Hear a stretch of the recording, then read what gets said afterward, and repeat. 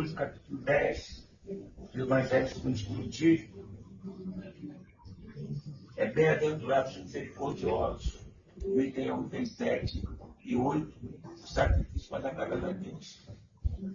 E eu me lembro que no livro Obras Póstumas, no mês de abril de 1863, conta-nos que Allan Kardec se dirigiu ao Espírito de Verdade e perguntou a ele o que achava de uma nova obra que ele estava imprimindo, uma nova obra que viria para nos esclarecer. E esta obra é o Evangelho segundo o Espiritismo, que naquela ocasião tinha imitação do Evangelho segundo a visão espírita. Logo em seguida, se transformou no Evangelho segundo o Espiritismo. Agora nós temos que o Evangelho segundo o Espiritismo não é a Bíblia. A Bíblia é um conjunto de livros escritos após a passagem de Jesus para o mundo espiritual pelos seus discípulos. Tem um valor muito grande, além do seu valor histórico, tem também o valor religioso. Todas as religiões dão a Bíblia e nós também a consideramos assim. Mas, quando Jesus promete Consolador, ele nos disse que ele traria novidades, outras coisas que ele não pôde falar. E é justamente nesse ponto que nós nos apegamos. A Bíblia merece interpretação. E a melhor interpretação dela está na doutrina espírita. Não se pode simplesmente pegar o livro, ler, achá-lo sagrado, se sagrado não são os seus escritos, quando nós não temos correspondência para praticá-lo. A doutrina espírita não é a doutrina de religião, é uma doutrina de prática, de vivência. Isso nós temos que observar. E, logicamente, que Allan Kardec, quando se dirige ao Espírito de Verdade, a resposta não poderia ser outra do Espírito de Verdade. E diz a ele o seguinte: esta obra, que aí está, ela vem para transformar a humanidade. É uma obra cujos princípios seguidos mudará os conceitos morais da humanidade toda, da humanidade inteira. E aí eu fico pensando, nós temos exatamente 167 anos de doutrina espírita. Como é que nós vamos mudar a humanidade depois de mais de 3.000, 4.000 anos de existência de credos diversos, religiões diversas, e ainda hoje uma luta muito grande com o homem diante das manifestações de Deus em sua vida, e muitos hoje ainda não acreditam nem na existência dos espíritos, dos quais nós somos espíritos também. Estamos apenas em corpo de carne, reencarnados. Mas rapidinho nós retornamos ao mundo espiritual. Isso é natural. Isso é muito natural. Então, o Espírito de Verdade, que é Jesus, responde a Allan Kardec que, olha, essa obra vai mudar o destino do mundo. E aí eu tenho aqui algumas novidades para trazer. Nessa parte do Evangelho segundo o Espiritismo, Bem-aventurados os aflitos, ele fala 16 vezes na palavra perdão. 16 vezes está nessa parte ali a palavra perdão. 11 vezes a palavra indulgência. Isso é só para que nós possamos adentrar ao que nós vamos falar. Mas quando ele fala em perdão, nós vamos lá na questão. E fala também na palavra caridade, 11 vezes também. E aí nós vamos na questão de 186 do Livro dos Espíritos, em que Kardec pergunta como Jesus entendia a palavra caridade, ou como Jesus entendia a caridade. E a resposta é bastante interessante, que os Espíritos respondem: indulgência para com todos. E nos fala benevolência para com todos, indulgência para as imperfeições alheias. Não foi para as nossas imperfeições, mas com as imperfeições alheias também está circunscrito que nós estamos nela. Se nós não tivermos indulgência para as imperfeições dos outros, como é que nós teremos indulgência para as nossas próprias imperfeições? Então temos que estar focados muito mais em nos perdoar, para que depois possamos perdoar as outras pessoas. Porque a palavra perdão, ela tem uma extensão muito grande. As pessoas dizem assim: mas eu não sei perdoar. Alguns dizem perdão, só Deus pode perdoar.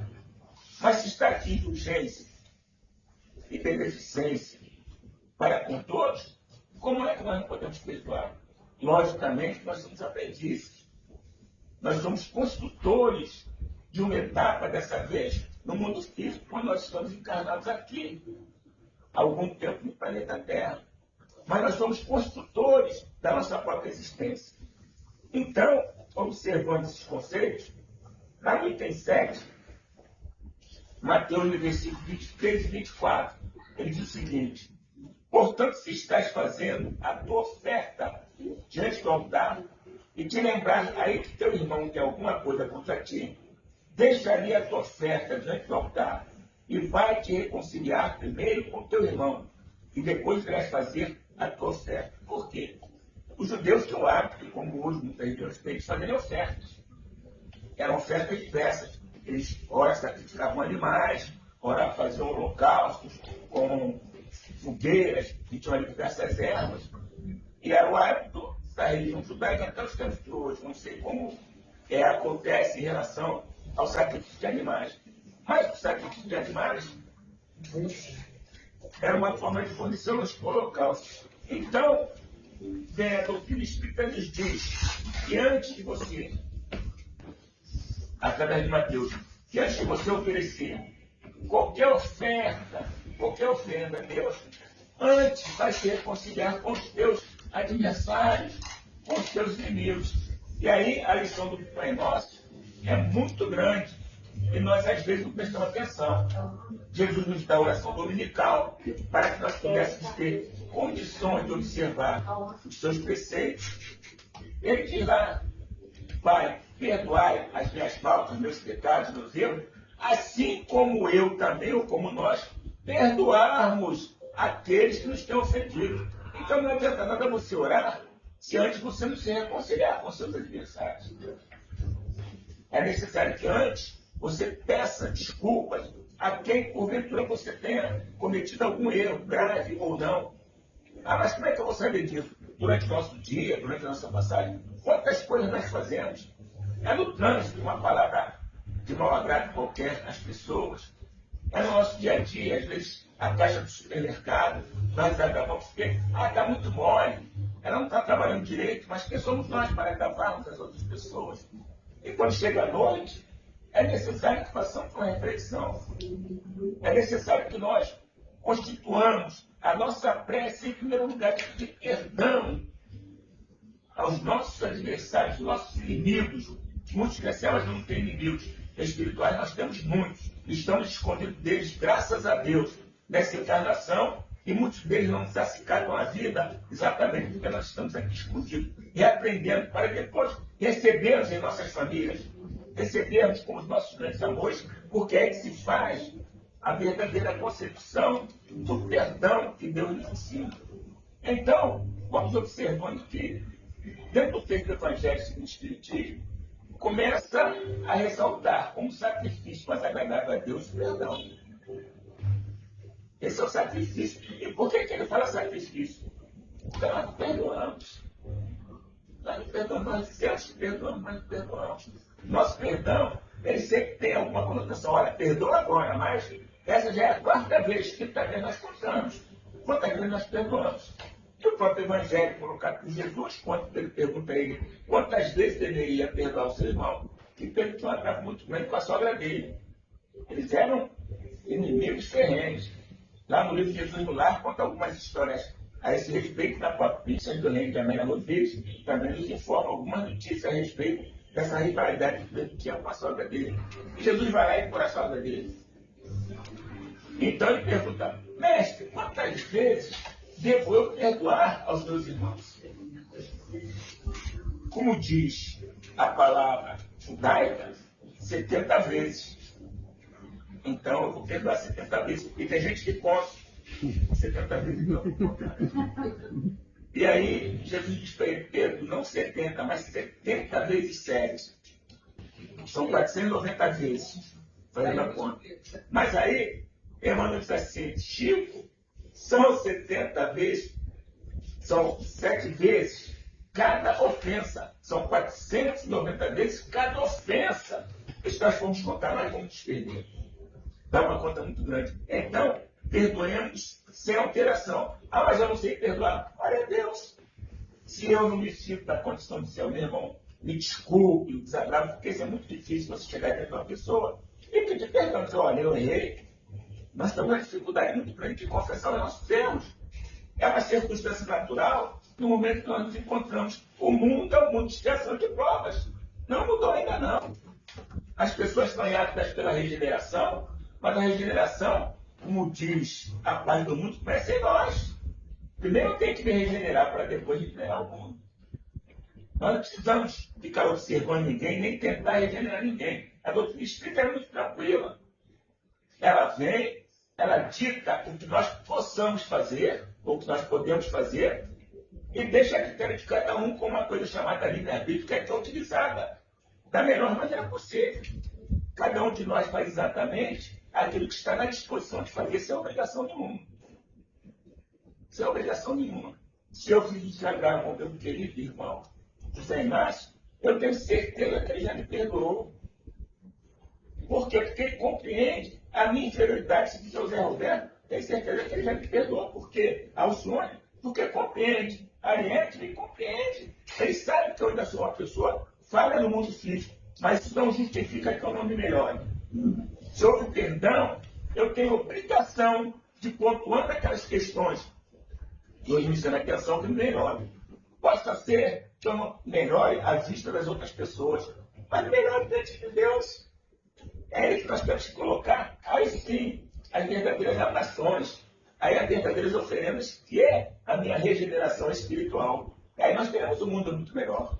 Certamente teremos um mundo cheio de paz, cheio de tranquilidade, cheio de amor, quando nós nos reconciliarmos, disse Jesus aí na sua perdão, vai reconciliar-te com os teus inimigos, antes que seja tarde. Senão você vai ser julgado pelo juiz, vai ser julgado pelo soldado, que vai te levar à prisão, e de lá só sairás. Depois tenhas pago o último centil. Palavras fortes. Palavras fortes. Mas o que Jesus quer dizer é o seguinte, se você não se reconciliar com o seu inimigo, você vai voltar a reencarnar, meu irmão, porque é natural, não é natural. E vai encontrar esse mesmo inimigo lá na frente. Se você tivesse se reconciliado antes aqui, será muito mais suave para você passar por ele. Coisa interessante, né?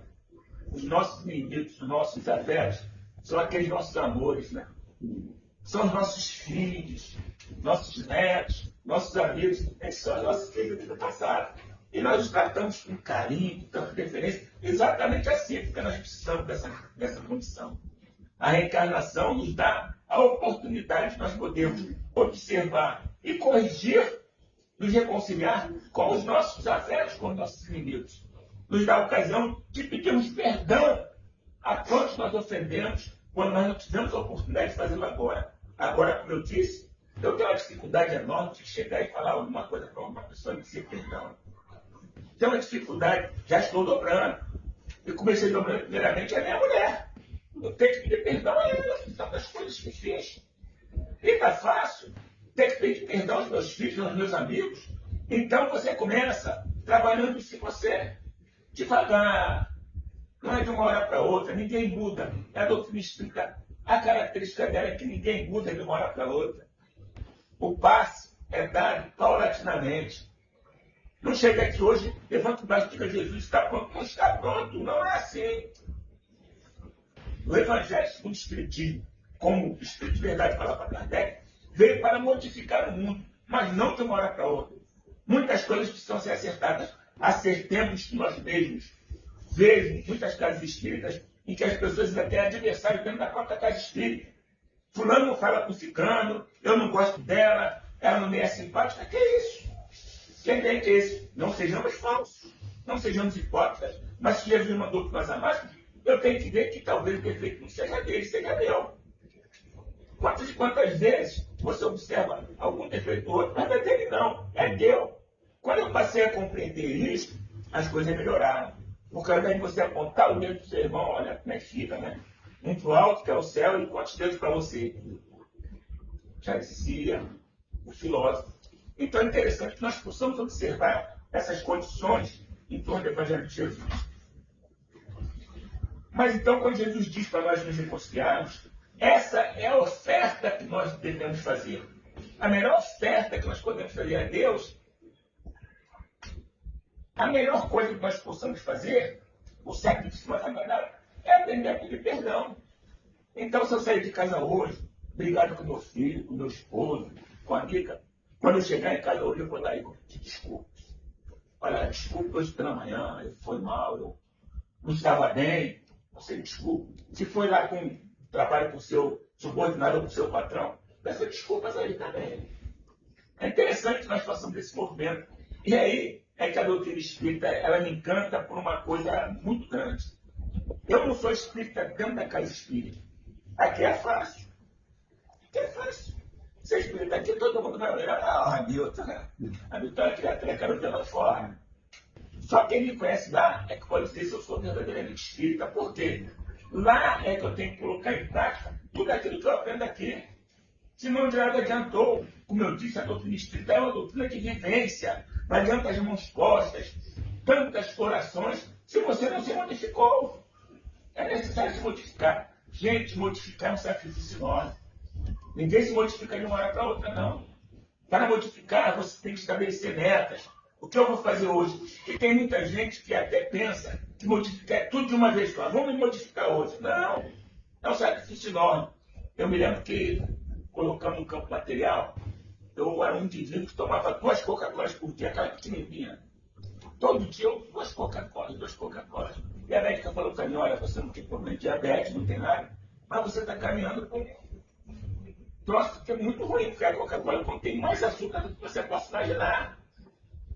Domine esse seu hábito. E eu chegava em casa aí, e ele dizia assim, você é um viciado. Eu dizia, não, minha filha, não tem isso. Você toma 2 Coca-Colas, isso é vício. Você precisa ter força de vontade. Olha, quebrei. Quebrei e consegui. Hoje eu não bebo nenhuma Coca-Cola. Não sinto mais vontade de beber Coca-Cola. Foi fácil? Não foi não, gente. É um sacrifício muito grande que nós temos que fazer. Assim como também o sacrifício para agradar a Deus, que é o perdão, a indulgência, a benevolência para com todos, é difícil de realizar.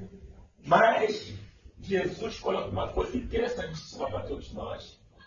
Eu não coloco fardos pesados em ombros estreitos. Então, a carga que nós estamos suportando é exatamente aquela que nós podemos suportar. Seja de que qualidade for, seja os problemas do corpo físico, sejam os problemas espirituais, sejam as nossas doenças, sejam os nossos problemas de uma forma geral, a carga é que nós possamos suportar. E aí nós temos que parar e agradecer a Deus por isso, ainda bem que é pequenininho, né? Porque tem gente que carrega uma carga muito maior. Nós agradecemos a nossa. E observamos então aquilo que Jesus está nos dizendo no Evangelho. Então, antes de pedir perdão, vamos recordar, nós devemos primeiro perdoar aqueles que nos têm ofendido. E começa hoje, hein? Na próxima vez que eu vier aqui, eu vou ver quem foi que fez esse exercício. Né? Eu vou cobrar, pegar aqui, né? Perdoa, vou anotar ali direitinho. Isso daí é dever de casa, hein? Que nós temos que fazer. Então, quando nós perdoarmos, aí nós podemos nos dirigir ao Pai Celestial e pedirmos o que nós quisermos. Peça com fé e certamente você será atendido. Muitas vezes nós queremos tantas coisas e as nossas questões são questões de ordem material, são questões de ordem de nossa saúde. Mas como é que nós vamos ter saúde bebendo 2 Coca-Colas por dia? Sou eu que estou escolhendo a minha saúde. Como eu posso ter saúde se o álcool, que é muito bom para desinfetar as nossas mãos que nós pegamos, eu passo a ingeri-lo sem juízo de valor, não se condena ninguém por isso aí. Mas nós temos que observar como é que nós caminhamos nesse mundo. Tem muita gente que diz assim, Jesus veio para nos salvar. Perfeitamente compreendo isso, tenho certeza disso. Mas não foi aquela salvação de Jesus está salvo, não foi isso não. A salvação está lá em Zaqueu. Está lá em Zaqueu. Quando Zaqueu sobe numa árvore pequena para ver Jesus, ele sentia no seu coração que ele precisava ver Jesus, olhar para Jesus. Ele sobe ali, olha Jesus. E aí, ele sente que alguma coisa ficou diferente nele. E ele voltou para casa, quando Jesus fez Zaqueu. Ele nem conhecia Zaqueu. Zaqueu pensava que Jesus não conhecia ele. Quando ele disse Zaqueu, desce daí e vai à festa, que vai na sua casa e prepara que eu vou, esta noite, vou fazer um banquete lá. Jesus comia na casa dos amigos. Não tinha lugar para ficar, ele comia na casa dos amigos. Zaqueu vai lá. Olha, Zaqueu desceu daí correndo, preparou o tapete vermelho, olha, fez um banquete assim, especial para Jesus. E quando Jesus entra, Zaqueu diz assim: Senhor, eu sei que eu não sou um homem de boa vida. Olha só como é que se pede perdão, né? Eu sei que eu não sou um homem de boa vida. Eu escolhi meus irmãos ficando pertinho nas muros. E cobro alto. E contando, que o tempo é curtinho, essa história do Júlio, essa história do como cobrar os impostos, ela é muito interessante, a gente vem outra vez em conta. Devagarzinho, para que possamos absorver. Então, quando Zaqueu olha para Jesus, ele diz: ó Senhor, vou devolver 4 vezes mais aquilo que eu tirei do outro. Vou devolver terra, vou devolver gado, vou devolver tudo, Senhor. Jesus então diz para ele: presta atenção, Zaqueu, a salvação hoje adentrou a tua casa. Quem é a salvação? Quem é que estava dentro da casa de Zaqueu? Então Jesus é a salvação. Ele é a salvação. Assim nós devemos compreender. Naquele instante ele disse: eu sou a salvação. E hoje eu estou entrando na tua casa. Deixemos então que a salvação entre em nossos corações. Fazendo o que? Perdoando, como Zaqueu perdoou a todos aqueles que creram a ele. Primeiro ele perdoou para depois receber a salvação. Ele perdoou para depois receber a salvação. Então, minhas irmãs e meus irmãos, é interessante que nós observemos o Evangelho de Jesus sobre 2 aspectos. Primeiro, quando nós nos referimos às Escrituras Sagradas, vamos reportar o tempo que Jesus viveu lá. Nós temos que ter olhar para aquela configuração, porque o panorama era totalmente diferente. Quando Jesus disse a Zaqueu que a salvação entrou na casa dele, será que nós teríamos a condição de fazer a mesma coisa que Zaqueu fez? Zaqueu sacrificou o bolso, que é muito difícil sacrificar. As pessoas estão cada vez mais ambiciosas. Mas Zaqueu sacrificou o bolso dele. Ele perdeu grande parte da fortuna dele para restabelecer aquilo que ele tinha tirado das outras pessoas. Então, minhas irmãs e meus irmãos, a doutrina espírita é aquele apanágio de luz, é aquele refrigério para os nossos corações em todos os momentos da nossa vida. E como eu disse, seja espírita em todos os aspectos também da sua vida, na sua casa. Porque eu vejo muitas pessoas dizer assim: ah, mas eu sou espírita lá na casa, espírita aqui fora. Não. Você é espírita 24 horas por dia, 365 dias do ano. E a sua existência toda, física e espiritual. Por quê? Porque ela é a melhor notícia que podia chegar para a humanidade. E Jesus vem distrair isso aí. Tem muita gente preocupada em conhecer Deus.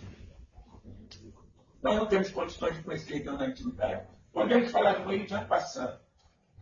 Mas nós temos Jesus, está mais pertinho de nós. Será que é mais fácil acreditar em Jesus ou acreditar em Deus? Deus, muitos de nós, nem sentimos, porque nós não o vemos, nós podemos sentir. Mas tem muita gente que nem o sente.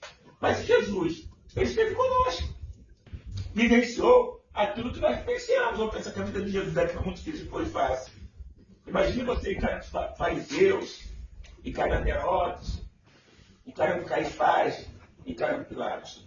Então, minhas irmãs e meus irmãos, o sacrifício mais agradável a Deus é o perdão das ofensas de quem eles têm feito. Mas é importante desgrafar. Perdoe-se primeiro. Perdoe-se primeiro. Porque nós temos mania de guardar confusão em relação ao perdão a nós mesmos. Se perdoe. Seja o que você tiver feito, se perdoe antes. E depois tem certeza que o Pai nos perdoará. Abração. Jesus abençoe.